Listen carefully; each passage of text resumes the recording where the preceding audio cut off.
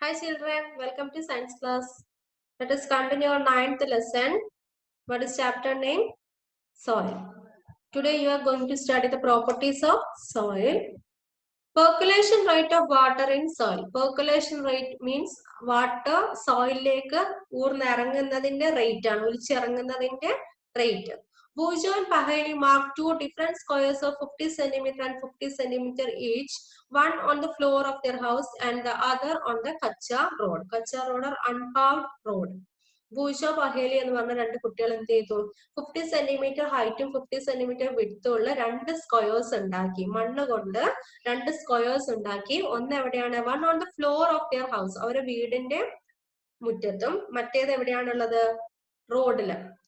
അൺപൗഡ് road എന്ന് പറഞ്ഞാൽ വീട് നമുക്കറിയാം, വീടിന്റെ മുറ്റത്തൊക്കെ എല്ലാവരും ഇന്റർലോക്ക് ചെയ്യുന്നുണ്ട്. അപ്പൊ ഇന്റർലോക്ക് ചെയ്ത മുറ്റത്തും ഒന്ന് അല്ലാത്ത സാധാ റോഡിലാണ്, അൺപൗഡ് റോഡിലാണ് ചെയ്തിട്ടുള്ളത്, സ്ക്വയേഴ്സ് ഉണ്ടാക്കി വെച്ചിട്ടുള്ളത്.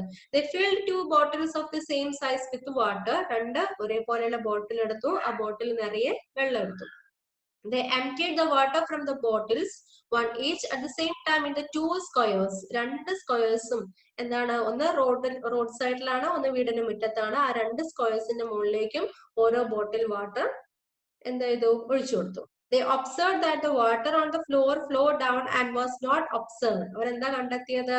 അവർ ഒബ്സർവ് ചെയ്തു, ഫ്ലോറിൽ, അവരെ വീടിന്റെ ഫ്ലോറിൽ ഒഴിച്ചിട്ടുള്ള വാട്ടർ എന്തായി? അബ്സോർബ് ചെയ്തിട്ടില്ല, അത് ഫ്ലോ ഡൗൺ, അത് ഒഴുകി പോവാണ് ചെയ്തത്. On the Kacha road, on the other hand, the water was absorbed. Road സൈഡിൽ ഒഴിച്ചിട്ടുള്ള സ്ക്വയേഴ്സിന്റെ മുകളിലേക്ക് സ്ക്വയറിന്റെ മുകളിലേക്ക് വാട്ടർ ഒഴിച്ച സമയത്ത് എന്തായി? ആ വാട്ടർ ഒഴുക്കി പോയില്ല, അത് ആ സോയിൽ അബ്സോർബ് ചെയ്യാണ് ചെയ്തത്. Let us perform an activity to understand this. ഒരു ആക്ടിവിറ്റി ഇവിടെ പറയുന്നുണ്ട്. For this activity, divide yourself into 3 teams. 3 ടീമായിട്ട് ഡിവൈഡ് ചെയ്തിട്ട് ഒരു ആക്ടിവിറ്റി, ക്ലാസ് ആക്ടിവിറ്റി ആണ്. Name the teams A, B, C. ടീമിന് A, B, C പേര് കൊടുത്തു. You will be finding out how fast the water passes down the soil. സോയിലിനോട് എത്ര ഫാസ്റ്റിലാണ് നമ്മൾ വെള്ളം ഒഴിച്ചു കൊടുക്കുന്ന സമയത്ത് അത് സോയിൽ അബ്സോർബ് ചെയ്യുന്നതെന്ന് കണ്ടെത്താനാണ് activity. You will need a hollow cylinder or a pipe. ഒരു സിലിണ്ടർ അല്ലെങ്കിൽ ഒരു പൈപ്പ് വേണം. Ensure that each team uses pipes of the same diameter. ഒരേ ഡയമീറ്റർ ഉള്ള, ഒരേ വിഡ്ത്ത് ഉള്ള, ഒരേ സൈസ് ഉള്ള പൈപ്പാണ് 3 ടീമും ഉപയോഗിക്കേണ്ടത്. Some suggestions for obtaining such a pipe are given below. If possible, get a small tin can and cut off its bottom. ഒന്നുകിൽ എന്താണ്? ചെറിയ ഒരു ടിൻ ക്യാൻ എടുക്കുക, എന്നിട്ട് അതിന്റെ ബോട്ടം കട്ട് ചെയ്താൽ മതി. Second, if PVC pipe is available, cut it into 20 cm long pieces and use them. PVC pipe ആണ് കിട്ടിയതെങ്കിൽ എന്തെടുത്താൽ മതി? 20 cm ലോങ് ഉള്ള ലെങ്ത് ഉള്ളത് മതി. At the place where you collect the soil, കുറച്ച് എന്താണ്? സോയിൽ കളക്ട് ചെയ്യണം. Place the pipe about 2 cm deep in the ground. എന്നിട്ട് എന്താ ചെയ്യേണ്ടത്? ഈ പൈപ്പിനെ, PVC പൈപ്പിനെ ഗ്രൗണ്ടിൽ ഫിറ്റ് ചെയ്യാനാണ് പറഞ്ഞത്. 2 cm ഡീപ്പില് ഫിറ്റ് ചെയ്യാനാണ് പറഞ്ഞിട്ടുള്ളത്. സോയിൽ കളക്ട് ചെയ്തിട്ടുള്ള സ്ഥലത്താണ് ഈ പൈപ്പ് ഫിറ്റ് ചെയ്യേണ്ടത്. Pour 200 ml water in the pipe slowly. എന്നിട്ട് എന്താ ചെയ്യേണ്ടത്? 200 ml വാട്ടർ കറക്റ്റ് അളവിൽ എടുത്തിട്ട് ഈ പൈപ്പിൽ ഫിറ്റ് ചെയ്ത്, ഗ്രൗണ്ടിൽ ഫിറ്റ് ചെയ്ത് വെച്ചിട്ടുള്ള പൈപ്പിലേക്ക് സ്ലോ ആയിട്ട് ഒഴിച്ചു കൊടുക്കുക. For measuring 200 ml water, you can use any empty 200 ml bottle. Note the time when you start pouring water, when all the water has percolated. എന്നിട്ട് എന്താ ചെയ്യണം? ടൈം നോട്ട് ചെയ്യണം. നമ്മൾ ആ PVC പൈപ്പിലേക്ക് ഒഴിച്ചു കൊടുക്കുന്ന ടൈം നമ്മൾ നോട്ട് ചെയ്യണം. അതിനുശേഷം വെള്ളം കംപ്ലീറ്റ് ആയിട്ട് ആ പൈപ്പിലൂടെ ഒലിച്ച് പെർക്കുലേറ്റ് ചെയ്തിട്ടുള്ള ടൈമും നോട്ട് ചെയ്യണം. Be careful not to let the water spill over or run down on the outside of the pipe while pouring. നമ്മൾ ഒഴിച്ചു കൊടുക്കുന്ന സമയത്ത് കറക്റ്റ് ആയിട്ട് ആ PVC പൈപ്പിന്റെ ഉള്ളിലൂടെ ഒഴിച്ചു കൊടുക്കാൻ പറ്റുള്ളൂ, പുറത്തേക്ക് ഒഴിക്കരുത്. Calculate the rate of percolation by using the following formula. അപ്പൊ റേറ്റ് ഓഫ് പെർക്കുലേഷൻ, വെള്ളം സോയിലിലേക്ക് അബ്സോർബ് ചെയ്യുന്നതിന്റെ റേറ്റ് ആണ് നമുക്ക് കണ്ടെത്തേണ്ടത്. അതിന്റെ ഫോർമുല ഉണ്ട്. പെർക്കുലേഷൻ റേറ്റ് കാൽക്കുലേറ്റ് ചെയ്യുന്ന ഫോർമുല എന്താണ്? Amount of water by percolation time. Percolation rate is calculate ചെയ്യുന്ന ഫോർമുലയാണ് amount of water by percolation time. Percolation rate എന്താണ്? യൂണിറ്റ് ml/minute ആണ്. പെർക്കുലേഷൻ റേറ്റിന്റെ യൂണിറ്റ് ml/minute, ml/minute ആണ്. Amount of water is expressed in ml unit and percolation time is expressed in minute. Okay. For example, one example ഇവിടെ തന്നിട്ടുണ്ട്. Suppose that for a certain sample, it took 20 minutes for 200 ml to percolate. ഒരു example തന്നതാണ് 200 ml നെ percolate ചെയ്യാൻ വേണ്ടിയിട്ട് വെള്ളത്തിലേക്ക് സോയിലിലേക്ക് ഒലിച്ചിറങ്ങാൻ വേണ്ടിയിട്ട് 20 minutes എടുത്തു. അപ്പൊ റേറ്റ് ഓഫ് പെർക്കുലേഷൻ എങ്ങനെയാ കാണുക? 200 ml by 20 minutes. 200 ml ആണ് amount of water by 200 ml സോയിലിലേക്ക് ഒലിച്ചിറങ്ങാൻ എടുത്ത് പെർക്കുലേറ്റ് ചെയ്യാൻ എടുത്തുള്ള ടൈം എന്ന് പറയുന്നത് 20 minutes ആണ്. 200 divided by 20 എത്ര കിട്ടി? 10 ml per minute. 200 നെ 20 കൊണ്ട് ഡിവൈഡ് ചെയ്യുന്ന സമയത്ത് 10 കിട്ടും.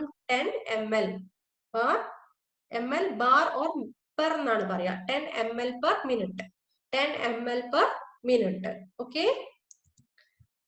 Next, moisture in soil. Moisture in soil. Here one activity. Take a boiling tube. Or boiling tube എടുക്കുക. Put 2 spoonfuls of a soil sample in it. എന്നിട്ട് boiling tube ന്റെ അകത്ത് 2 spoonful ആയിട്ട് soil എടുക്കുക. Heat it on a flame and observe it. എന്നിട്ട് heat ചെയ്യുക. Let us find out what happens upon heating. എന്താ സംഭവിക്കുന്നത് heat ചെയ്യുന്ന സമയത്ത്? On heating, water in the soil evaporates, moves up and condenses on the cooler inner walls of the upper part of the boiling tube. Heat ചെയ്യുന്ന സമയത്ത് soil ഉള്ള water evaporate ചെയ്യും. Evaporate ചെയ്തിട്ട് move ചെയ്യും, മുകളിലേക്കാണ് move ചെയ്യുന്നത്.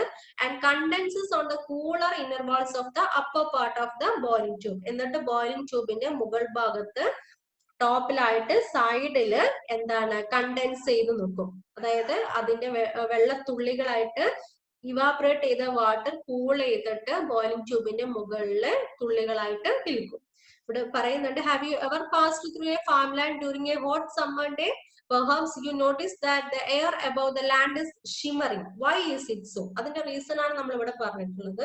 ഒരു farm ലാൻഡിലൂടെ നമ്മൾ ഹോട്ട് സമ്മർ ഡേയിൽ പാസ് ചെയ്യുന്ന സമയത്ത് നമുക്ക് കാണാൻ പറ്റും ലാൻഡ് ഷിമ്മറിങ്. ലാൻഡ് ഷിമ്മറിങ് എന്ന് പറഞ്ഞാൽ ലാൻഡ് നന്നായിട്ട് തിളങ്ങുന്നത് കാണാൻ പറ്റും. ആ തിളങ്ങുന്നതിന്റെ റീസൺ ആണ് നമ്മൾ ഇവിടെ ഒരു ആക്ടിവിറ്റിയിലൂടെ പറഞ്ഞിട്ടുള്ളത്.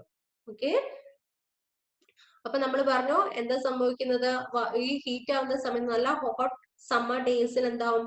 സോയില് ഹീറ്റ് ആവും. ഹീറ്റ് ആവുന്നതിന്റെ റിസൾട്ട് ആയിട്ട് ആ സോയിലുള്ള വാട്ടർ ഇവാപറേറ്റ് ചെയ്തിട്ട് ടോപ്പിൽ വന്ന് നിൽക്കുന്നതിന്റെ റിസൾട്ട് ആയിട്ടാണ് എന്ത് സംഭവിക്കുന്നത്?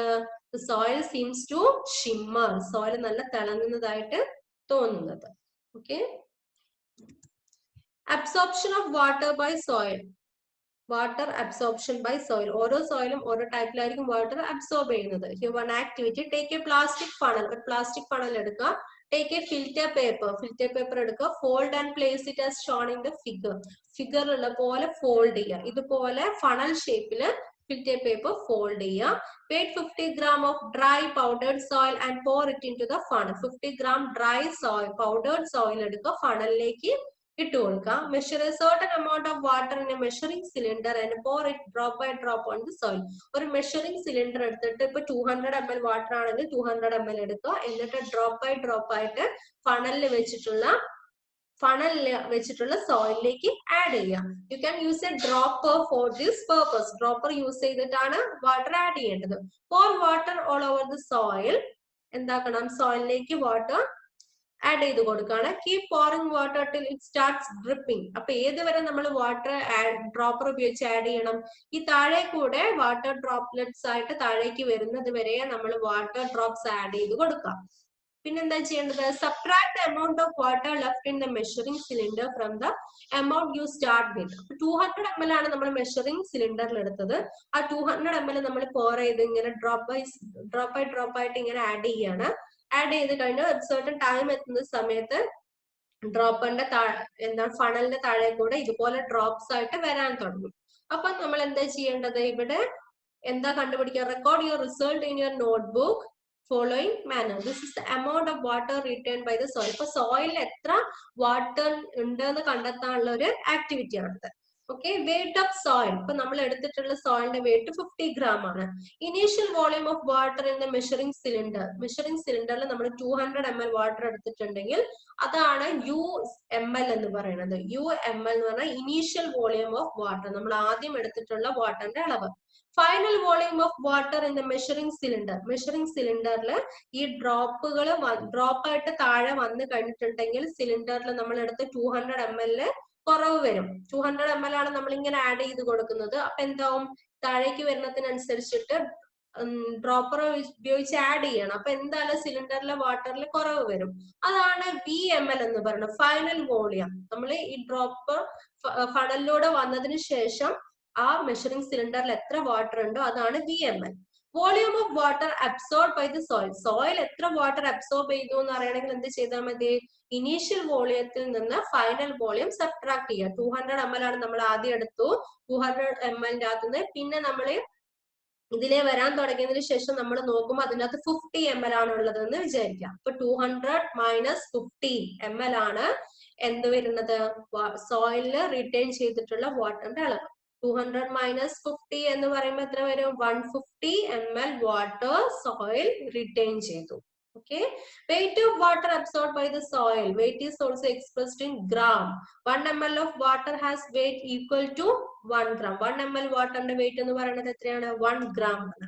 Okay, so percentage of water absorbed. Percentage of water absorbed എങ്ങനെയാണ്, U minus V by 50 into 100. U minus V, initial volume minus final volume divided by weight of the soil into 100. Okay. Next, about soil and crops. Soil is affected by wind, rainfall, temperature, light and humidity. Soil is affected by wind, rainfall, temperature, light and humidity. These are some important climatic factors which affect the soil profile and bring changes in the soil structure. Soil structure lo മാറ്റങ്ങൾ വരുന്ന കുറച്ച് factors ആണ് wind, rainfall, temperature, light and humidity. Okay. Next, clay and loamy soil are both suitable for growing cereals like wheat and gram. Wheat, gram അങ്ങനത്തെ cerealsന് വളരാൻ ഏത് type soil ആണ് ആവശ്യം, clayey soil and loamy soil. Clayey soil loamy സോയിലാണ് wheat, gram ഒക്കെ വളരുന്നത്. Such soil are good at retaining water. അങ്ങനത്തെ സോയിലിന്റെ പ്രത്യേകത എന്താണ്, വെള്ളത്തിനെ നിലനിർത്താനുള്ള, റിട്ടൈൻ ചെയ്ത് നിർത്താനുള്ള കപ്പാസിറ്റി കൂടുതലാണ്. For paddy, soils rich in clay and organic matter having a good capacity to retain water are ideal. Paddy soil ഏത്, paddy ഏത് സോയിലാണ് വളരുന്നത്, clay soil. Paddy is growing in clay soil. Clay soil ആണ് ഉണ്ടാവുക. That clay soil has good capacity to retain water. Next, for lentils. Lentils എന്ന് പറഞ്ഞാൽ പയർ. For lentils and other pulses, loamy soils which drain water easily are required. Lentils ഏത് സോയിലാണ് വളരുന്നത്, loamy soil. For cotton, sandy or loam. Cotton വളരുന്നത് ഏത് സോയിലാണ്, sandy soil or loam soil which drain water easily and can hold plenty of air, more suitable. Sandy soil ആണ്. Sandy soil പ്രത്യേകം നമ്മൾ പറഞ്ഞിട്ടുണ്ട്, well aerated ആണ്. എന്താണ്, it can drain water easily. Next, crops such as wheat and grown in fine clayey soil because they are rich in humus and are very fertile. Wheat വളരുന്നത് clay soil ആണ്. Crops such as wheat and grown in fine clay soil because they are rich in humus. ആ clay soil പ്രത്യേകതയാണ് എന്താണ്, rich in humus. Humusന്റെ അളവ് കൂടുതലാണ്. അതുകൊണ്ട് തന്നെ they are very fertile. നല്ല fertile soil ആണ് വരുന്നത്. Okay, here one activity. Type of soil, clayey. One type of crop grown in clay soil is wheat, and you have to find out other more example. Clay soil, and next one you have to write down sandy soil. Then third one loamy soil, and find out few more examples of each type. Okay. Last one, soil erosion. The removal of land surface by water, wind or ice is known as erosion. Erosion എന്ന് പറഞ്ഞാൽ മണ്ണ് ഒലിച്ചു പോവുക, land surface ഒലിച്ചു പോവുകയാണ് by the action of water, wind or ice. വാട്ടറിന്റെ action വഴി അല്ലെങ്കിൽ വിൻഡ് കാറ്റടിക്കുന്നതിന്റെ റിസൾട്ട് ആയിട്ട് അല്ലെങ്കിൽ ഐസ് ഇതിന്റെയൊക്കെ റിസൾട്ട് ആയിട്ട് ലാൻഡ് സർഫസ് ഒലിച്ചു പോകുന്നതിന് പറയുന്ന പേരാണ് ഇറോഷൻ.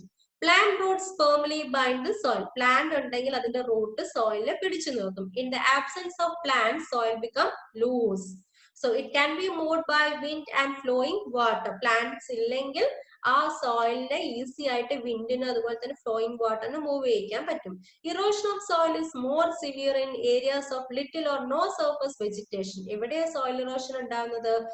വെജിറ്റേഷൻ എന്ന് പറഞ്ഞാൽ പ്ലാന്റ്സ് ഇല്ലാത്ത സ്ഥലത്ത് അല്ലെങ്കിൽ പ്ലാന്റ്സിന്റെ അളവ് കുറച്ചുള്ള സ്ഥലത്താണ് സോയിൽ ഇറോഷൻ നടക്കുന്നത്.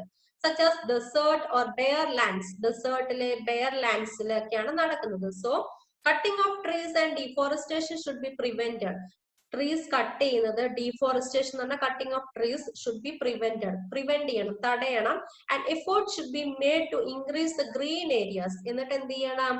എഫോറസ്റ്റേഷൻ ചെയ്യണം. എഫോറസ്റ്റേഷൻ എന്ന് പറഞ്ഞാൽ പ്ലാന്റിംഗ് ട്രീസ് ചെയ്യണം. Okay, so chapter finished here. Study well. Thank U.